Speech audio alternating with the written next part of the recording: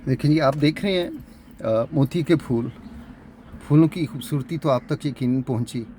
शायद आपने महसूस किया हो कि इसकी खुशबू भी कुछ अहले नज़र तक पहुंच गई, और शायद खुशबू कुछ जगहों पे ऐसे ना भी पहुंचे, आप लोग महसूस कर सकते हैं। इन फूलों से मुझे फैज़ साहब का एक खूबसूरत किताब याद आया, फैज़ुल फैज़।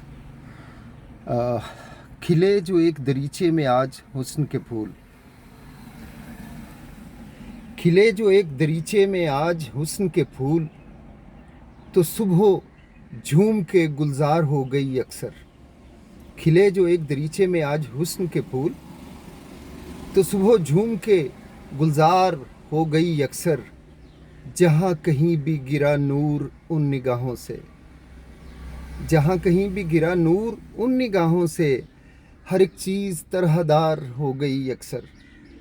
फैज़ साहब, अल्लाह ताबद उन पे अपनी रहमत नाज़िल फरमाए। बेइंतहा प्यारे, बेइंतहा आजिज़ इंसान थे, और उनके अंदर हल्की सी भी अना का एक हल्का सा ज़र्रा भी उनके अंदर नहीं था। इंतहाई इज्ज़ इनकिसार का पैकर, इंतहाई खूबसूरत तरीन इंसान। और उनकी पोइट्री आप पढ़ें तो आपको अंदाज़ा होगा कि हुस्न होता क्या है और ख़ूबसूरती होती क्या है।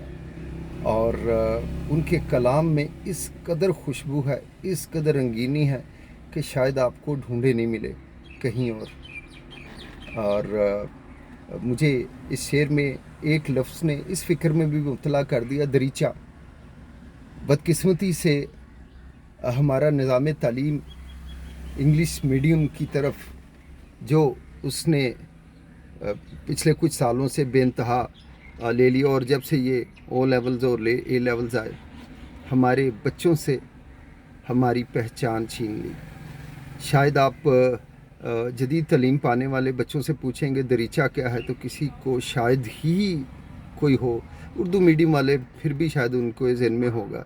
इंग्लिश मीडियम वाले बच्चों को अनफॉर्चुनेटली, बदकिस्मती से कईयों को तो शायद ये पढ़ना भी नहीं आएगा, माजरत के साथ। लेकिन फिर दरीचा है तो उसका लफ्ज़ और मानी और रिश्ता है आहंग भी शायद अगर इस नज़र से देखें तो वो बेचारे इनसे बड़ी दूर हैं। तो दरीचे से ये शेर शुरू हुआ था। बाकी बात ये है कि ये एक बहुत बड़ी ट्रेजेडी है जो इस दौर में हमने देख ली है कि हम इंतहाई तेज़ी से अपनी रीत, अपनी रवाज से कोसों दूर हो गई। हमारी अपनी पहचान उर्दू ज़बान, क्या मिठास है, क्या दुनिया में कोई ज़बान इसका मुकाबला कर सकेगी। इतनी इसमें खूबसूरती, इतनी खुशबू, इतने रंग और इतनी वुसअत है इसमें बेबहा। और जो शेर स्टार्ट हुआ था, खिले जो एक दरीचे में आज हुस्न के फूल, फिर वही बात है दरीचा। अगर हम ये भूल गए हैं कि दरीचा क्या है, जो आज की जदीद तालीम ने भुला दिया है और इंग्लिश मीडियम की तालीम तरीके ने भुला दिया है, तो जो कौमें याद रखिएगा जो अपनी ज़ुबान को, अपने कल्चर को भुला देती हैं, वो आगे जाके मिट जाती हैं। उनकी तहज़ीब, उनका नामो निशान, उनकी मान मर्यादा मिट जाती हैं। दुनिया की सब अजीम कौमें वो हैं जिन्होंने अपनी ज़ुबान को पकड़ के अज़मत हासिल की। दुनिया में कोई भी एक कौम ऐसी नहीं है जिन्होंने अपनी ज़ुबान छोड़ के अज़मत हासिल की। आप नज़र मार के देख लीजिए, आप चाइना देख लें, रशिया देख लें, आप तुर्की देख लें और ईरान देख लें, जितनी मर्ज़ी दुनियाओं को देख लें, जिन्होंने अपनी ज़ुबान छोड़ के दूसरी ज़ुबान इख्तियार की है, उनका नामो निशान मिट गया। मुझे बहुत ही अफसोस और ये डर लगा हुआ है कि आगे जाके हमारी अपनी ज़ुबान का क्या होगा, कैसे हमने उसमें बेइंतहा मैनूवरिंग और मैनिपुलेशंस करके क्या से क्या बना दिया।